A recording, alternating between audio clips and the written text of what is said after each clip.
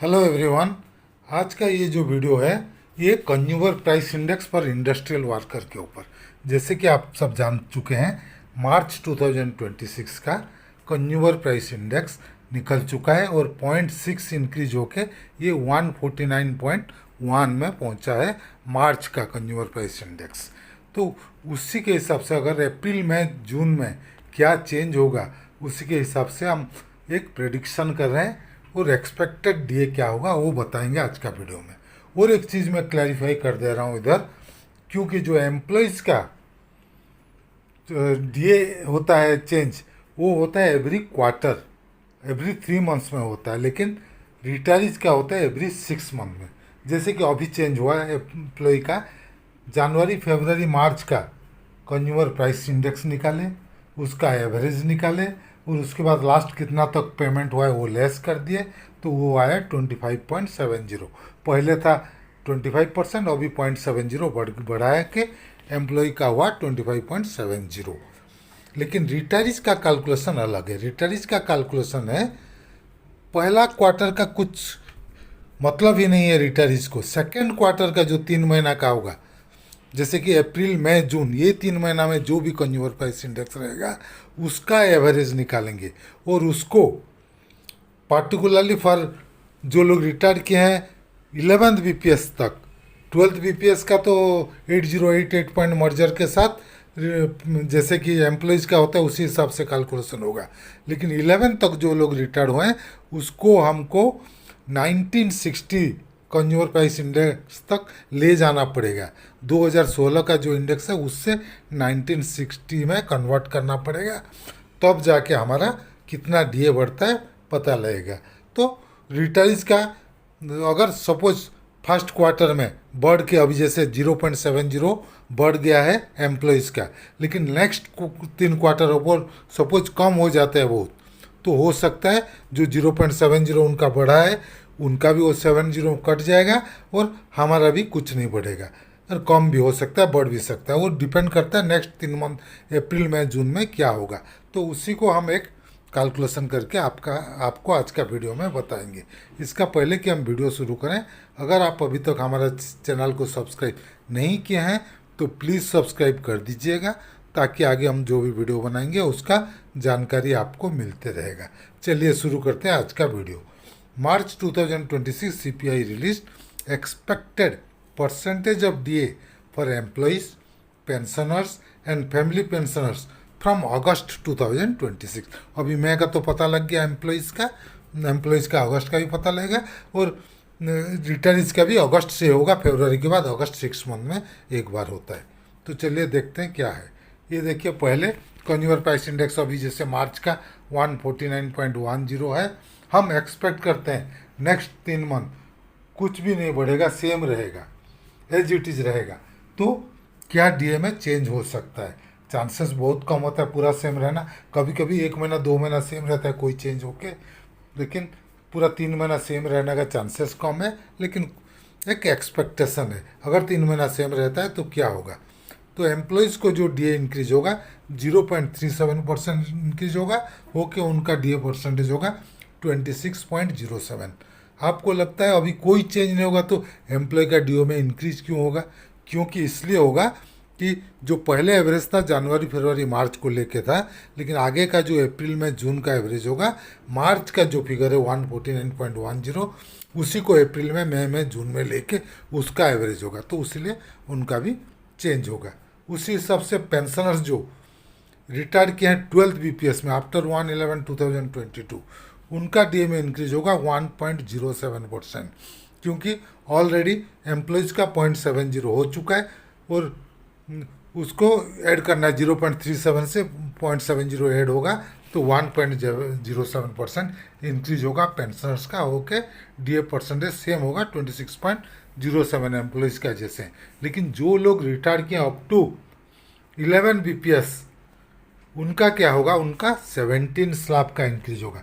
पहले एक वीडियो में मैं 12 स्लैब बताया था क्योंकि वो जनवरी फरवरी मार्च का एवरेज के ऊपर था, लेकिन ये जो होगा मार्च का फिगर अप्रैल में जाएगा, अप्रैल में जून में उसका एवरेज निकाल के होगा, तो ये 17 स्लैब होगा अगर सेम रहता है, कोई चेंज नहीं होता है। तो आगे देखते हैं, अगर अप्रैल मई एंड जून में 0.50% का बढ़ोतरी होगा, बढ़ेगा, इंक्रीज होगा कंज्यूमर प्राइस इंडेक्स में, तो इंक्रीज होगा एम्प्लॉइज़ का 1.37% and DA will be 27.07%, and pensioners retired on और आफ्टर 12 बीपीएस उनका इंक्रीज होगा 2.07% और डीए होगा 27.07%, और पेंशनर्स जो 11 बीपीएस तक रिटायर्ड हुए हैं उनका इंक्रीज होगा 34 स्लैब्स का हो सकता है। तो ये अगर 0.50 नेक्स्ट 3 मंथ्स इंक्रीज होगा। नेक्स्ट और एक दिखा रहा हूँ, अगर नेक्स्ट 3 मंथ 0.90 का इंक्रीज होगा। ये क्यों थोड़ा ज़्यादा लग रहा होगा आपको, क्योंकि अभी जो ईरान का वार चल रहा है उसी वजह से पेट्रोल, गैस सबका रेट बढ़ चुका है, तो मुझे लगता है इससे भी ज़्यादा हो सकता है, लेकिन मैं कम करके ले आऊँ, 0.90 ले आऊँ। अप्रैल में जून में अगर ये इंक्रीज होगा तो एम्प्लॉयज़ का इंक्रीज होगा 2.17% एंड डीए होगा 27.87%। उस हिसाब से पेंशनर्स जो लोग 12 बीपीएस में रिटायर किए हैं उनका इंक्रीज होगा 2.87% और टोटल डीए होगा 27.87%। और पेंशनर्स जो रिटायर किए अप टू 11 बीपीएस उनका जो स्लैब चेंज होगा 47 स्लैब्स का इंक्रीज हो सकता है। तो चलिए परसेंटेज के हिसाब से देख लेते हैं पेंशनर्स का अलग अलग बीपीएस में कितना परसेंट इंक्रीज हो सकता है।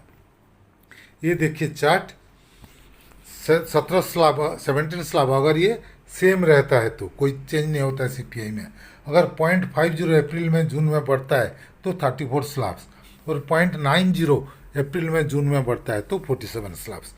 चलिए उसी हिसाब से देखते हैं, जो लोग रिटायर किए 1986 से लेकर 1993 के बीच में उनका जो डीए पर स्लैब 0.67 है, उसी हिसाब से 17 स्लैब इंक्रीज होगा तो 11.39 होगा, 34 स्लैब इंक्रीज होगा तो 22.78% होगा, 47 स्लैब इंक्रीज होगा तो 31.49% का इंक्रीज होगा।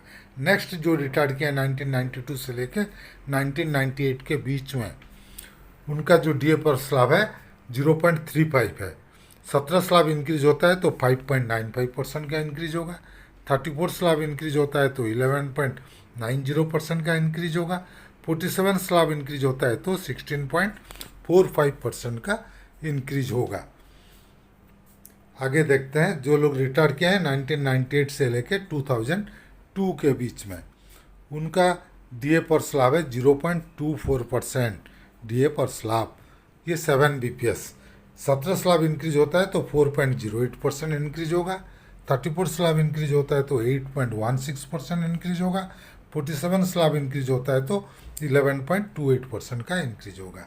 नेक्स्ट जो 8 बीपीएस में रिटायर किए हैं 1/11/2002 से लेकर 31/10/2007 के बीच में उनका डीए पर स्लैब है 0.18 पर स्लैब। 17 स्लैब इंक्रीज होता है तो 3.06% होगा, 34 स्लैब इंक्रीज होता है तो 6.12% होगा, 47 स्लैब होता है तो 8.46% का इंक्रीज होगा। उसी हिसाब से 9 बीपीएस में जो लोग रिटायर किए हैं 1/11/2007 से लेके 31/10/2012 के बीच में उनका डीए पर स्लैब है 0.15। अगर 17 स्लैब इंक्रीज होता है तो उनका इंक्रीज होगा 2.55%, 34 स्लैब इंक्रीज होता है तो 5.18% का इंक्रीज होगा, 47 स्लैब इंक्रीज होता है तो 7.05% का इंक्रीज होगा। नेक्स्ट देख लेते हैं 10th बीपीएस, जो लोग रिटायर किए हैं 1/11/2012 से लेके 31/10/2017 के बीच में उनका डीए पर स्लैब है 0.10।